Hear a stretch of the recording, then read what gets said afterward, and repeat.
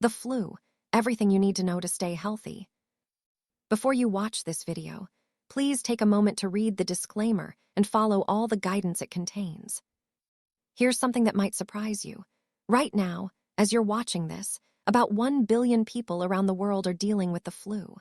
That's 1 in every 8 people on the planet. And if you think you've been hearing more about the flu lately, you're absolutely right.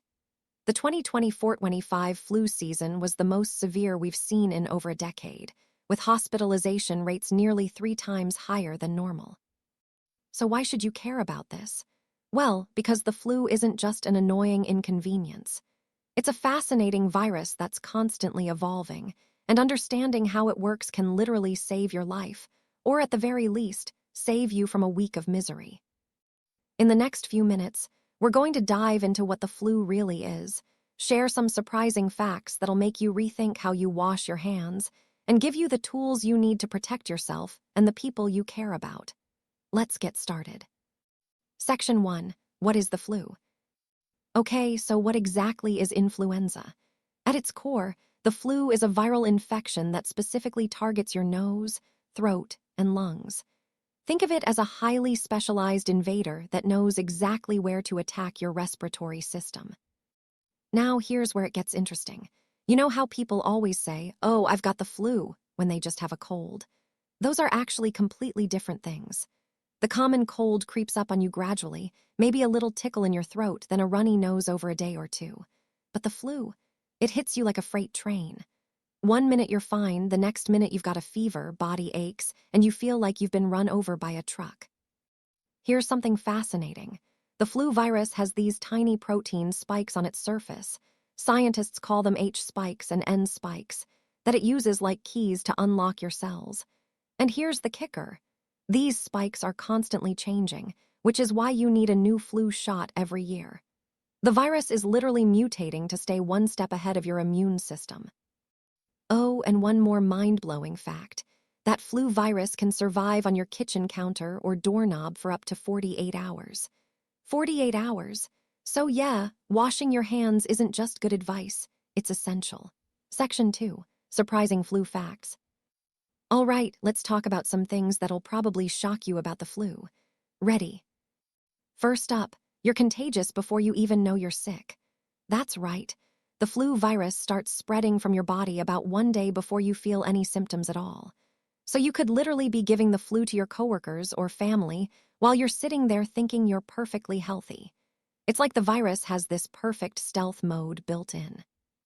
And speaking of contagious, once you do get sick, you're spreading that virus for 5 to 7 days. But here's the really scary part. Kids and people with weakened immune systems can spread it for up to 2 weeks. That's a long time to be a walking germ factory. Here's another one that'll make you rethink touching anything in public. Once the flu virus gets on your hands, you've got about 5 minutes before you touch your face and infect yourself. 5 minutes. And studies show we touch our faces without thinking about it constantly, rubbing our eyes, scratching our nose.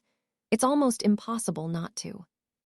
Now let's zoom out and look at the bigger picture. Globally, the flu kills somewhere between 290,000 and 650,000 people every single year. That's like wiping out an entire city annually. And we're not just talking about elderly people with health problems. During the brutal 2024-25 season, 280 children died from the flu in the United States alone, the highest number since the 2009 H1N1 pandemic. CIDRAP. Here's something else that might surprise you. The flu has a season. In the Northern Hemisphere, flu season typically runs from October through April, while the Southern Hemisphere's flu season covers the other half of the year. It's literally traveling around the globe following the winter months, which is why international health organizations track it so carefully.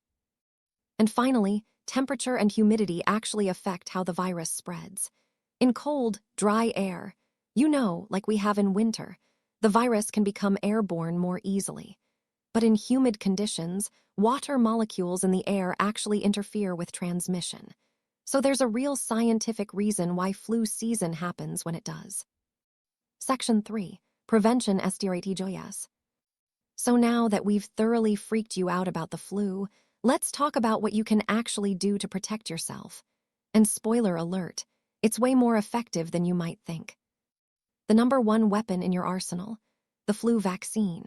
Here's how it works.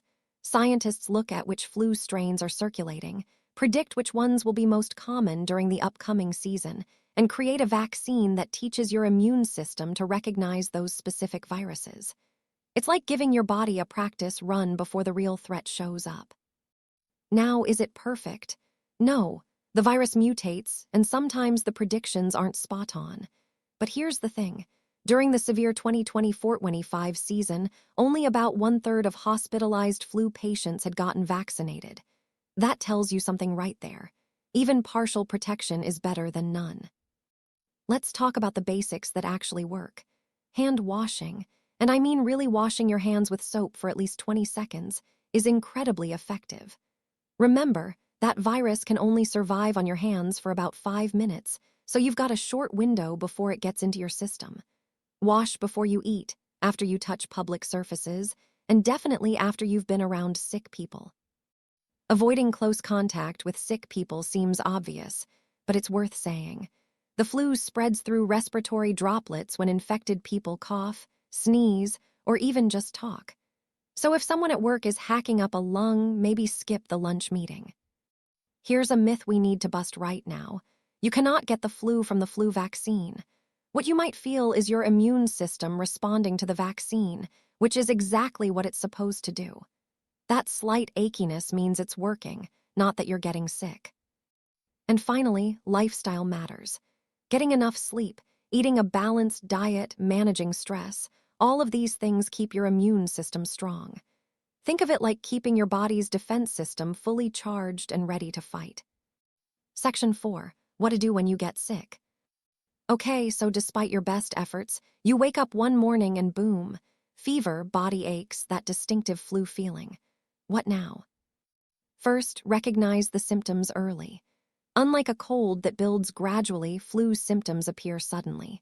We're talking fever over 100 degrees F, severe body aches, exhaustion, dry cough, and headache all at once. If you feel like you got hit by a truck overnight, that's your clue. Here's the golden rule. Stay home. Remember, you're most contagious during the first 3 days of illness.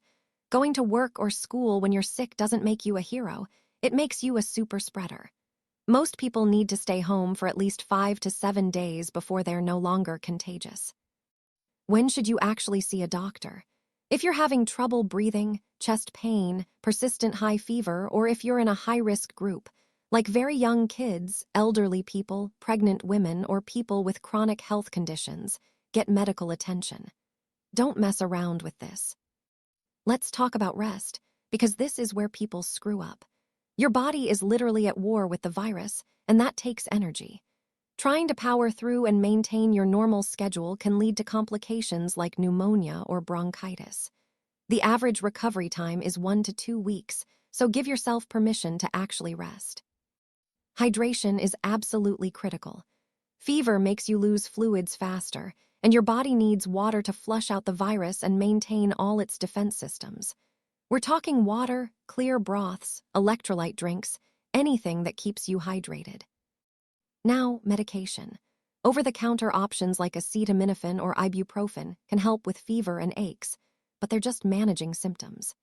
If you see a doctor within the first 48 hours of symptoms, they might prescribe antiviral medications like Tamiflu, which can actually shorten the duration of your illness. During the 2024-25 season, about 85% of hospitalized patients received antiviral treatment, and it made a real difference.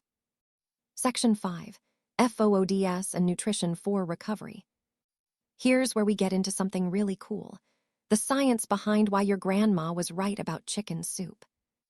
Multiple research studies have actually confirmed that soup, especially chicken-based soup, can help reduce flu symptoms. It's not just folklore. The hot liquid helps with nasal congestion, the protein supports your immune system, and there's actual evidence that it reduces inflammation markers in your blood. One study found people who ate soup recovered up to 2.5 days faster than those who didn't. That's significant. The science is fascinating. Chicken soup appears to limit the production of neutrophils, which are white blood cells that cause inflammation and mucus production. So it's literally calming down your overactive immune response while still fighting the infection. What else should you eat? Hydrating foods are your friend. Fruits like watermelon and oranges, which also pack vitamin C, broth-based soups of any kind help keep you hydrated while providing nutrients. Avoid alcohol and too much caffeine, since both can dehydrate you when your body desperately needs fluids.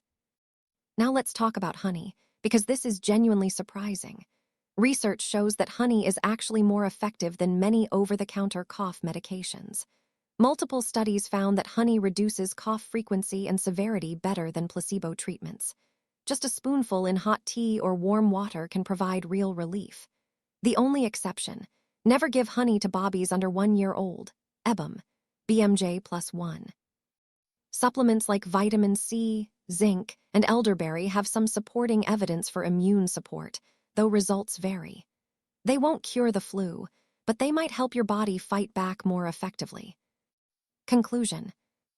All right, let's bring this all together. The flu is a serious respiratory infection that affects 1 billion people globally every year. It spreads before you even know you're sick, can survive on surfaces for 2 days, and the 2024-25 season showed us just how severe it can get. Families fighting flu +3. But here's the empowering part: you're not helpless. Get your flu vaccine, it's your best defense. Wash your hands frequently and thoroughly. If you do get sick, stay home, rest, hydrate, and eat nutritious foods like chicken soup and honey. Recognize when you need medical attention and don't hesitate to seek it. The flu might be a formidable opponent, but armed with knowledge and healthy habits, you can protect yourself and the people around you. So here's your action plan. Schedule that flu shot if you haven't already, stock your pantry with soup-making ingredients, and commit to actually staying home when you're sick. Your body and your coworkers will thank you. Stay healthy out there, everyone. Thanks for watching. Please remember that the medical tips and information you just heard are intended for general informational purposes only and are not a substitute for professional diagnosis or treatment. Always consult with your doctor or another qualified healthcare provider before making any changes to your treatment plan or lifestyle. Everyone's health situation is unique, so what works for one person may not be suitable for another. Stay healthy, take care of yourself, and don't forget to like, subscribe, and share if you found this content helpful.